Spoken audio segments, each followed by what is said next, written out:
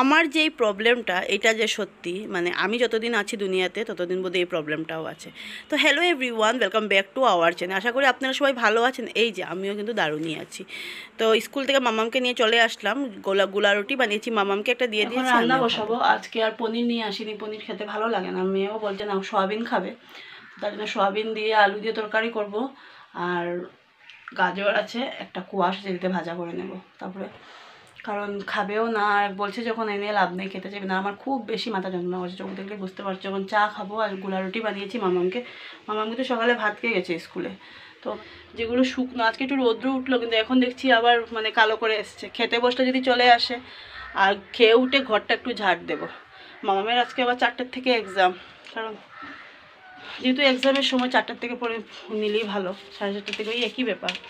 আর ঘুমোবে তো না, শয়ও না। আমার মামামে না মানে এতটা হ্যাবিট নেই দুপুরে ঘুমোবার। ওই যে ওয়াটি বলছি উল্টোপাল্টা বলছি।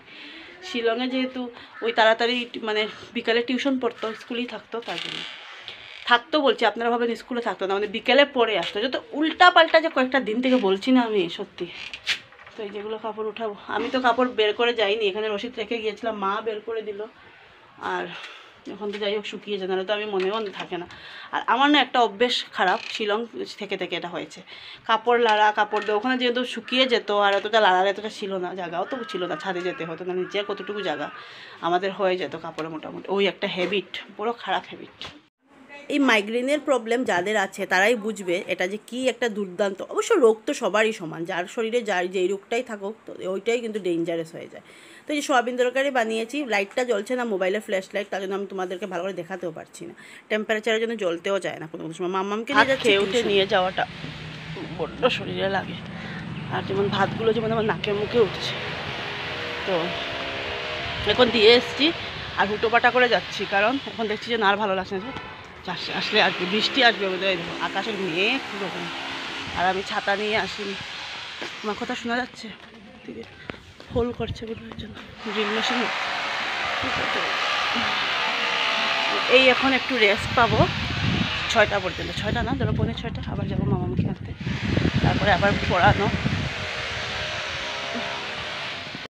ইভিনিং এভরিওয়ান, এখন বাজে 6:15 হয়ে গেছে, চা বানাতে চলে এসেছে। আর মা এনেছে মামামের জন্য আজকে একটা হেয়ার ব্যান্ড, কি বলে এটাকে, কালকে একটা হেয়ার ব্যান্ড। এখানে তো মানে যে চুল যে যারা নিতে আসে, আমরা একটু চুল দেওয়া হয় না, কিন্তু আসে তো, ওদের কাছ থেকে বেশ ভালো ওই যেমন হেয়ার ব্যান্ডগুলো, বাচ্চাদের হেয়ার ব্যান্ড, বড়োদেরও আছে, খুব ভালো লাগে। হেয়ার ব্যান্ড তো সবাই লাগাতে পারে, তো আমার বেশ ভালো লাগে। ওখান থেকে আমি নেওয়া হয়। ওই দিন একটা নিয়ে দিয়েছিলাম মামামকে, 20 টাকা দিয়ে নিয়ে দিয়েছিলাম।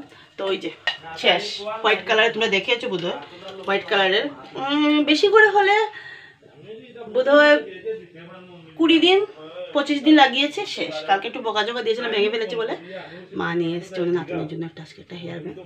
তো এটা বলে 20 নিয়েছে, বেশ ভালো। এটা কিন্তু তনু বেল্টের মতো, আমরা যারা যারা তনু বেল্ট লাগিয়েছো, আমার ঘরে মানে এখনও আছে শিলংয়ে, তনু বেল্টের মতো, বেশ ভালো লেগেছে ওইটা। এরকম পিছন দিয়ে খুলতে, আগে আমরা সময় রডের মানে ইয়ের কী বলে এটাকে, লোহা টাইপের পেয়েছি, আমার ওখানে আছে। আর এটা এখন বেরিয়েছে প্লাস্টিকের। চা বানাবো,